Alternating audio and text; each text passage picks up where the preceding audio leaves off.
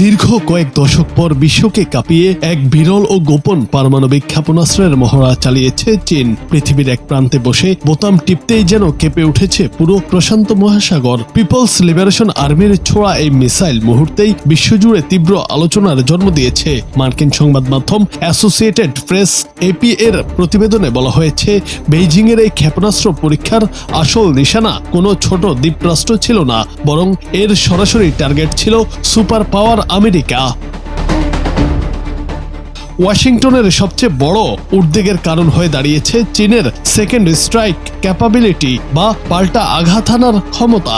অর্থাৎ চীন প্রথমে আক্রান্ত হলেও সমুদ্রের গভীরে লুকিয়ে থাকা পারমাণবিক সাবমেরিন থেকে নিখুঁত পাল্টা হামলা চালাতে সক্ষম, যা আমেরিকার যে কোনো শহরকে মুহূর্তের মধ্যে ছাই করে দিতে পারে। থিঙ্ক ট্যাঙ্ক কার্নেগি এন্ডোমেন্টের জ্যেষ্ঠ গবেষকের মতে, সাবমেরিন থেকে ছোড়া এই ক্ষেপণাস্ত্রটি মূলত বেইজিং এর ত্রিমুখী পারমাণবিক সক্ষমতার এক ভয়ঙ্কর প্রদর্শনী। রিপোর্ট বলছে, গত 5 বছরে যুক্তরাষ্ট্রের চেয়েও দ্রুত গতিতে পরমাণু চালিত সাবমেরিন তৈরি করেছে তারা।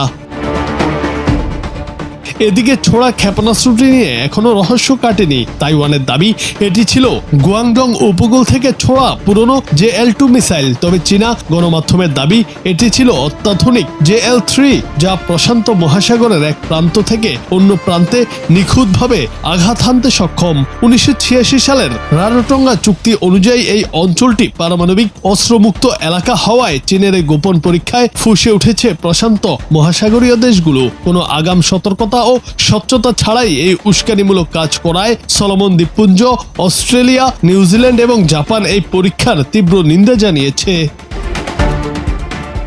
বিশ্ব রাজনীতির সমীকরণ বদলে দেওয়া চীনের এই সামরিক উত্থানের প্রেক্ষিতে বিশ্লেষকরা বলছেন, চীন যদি নিজেকে বিশ্বমঞ্চে একটি দায়িত্বশীল পরাশক্তি হিসেবে প্রতিষ্ঠা করতে চায়, তবে তাদেরও আন্তর্জাতিক নিয়ম নীতি ও স্বচ্ছতা মেনে চলতে হবে। কিন্তু আন্তর্জাতিক আইনের তোয়াক্কা না করে বেইজিং এর এই আকস্মিক শক্তি প্রদর্শন প্রমাণ করে ভবিষ্যতে প্রশান্ত মহাসাগরীয় অঞ্চলে নিজেদের আধিপত্য বজায় রাখতে এবং ওয়াশিংটনকে চাপে রাখতে আরো বড় ও আগ্রাসী সামরিক পদক্ষেপ নিতে দ্বিধা করবে না চীন।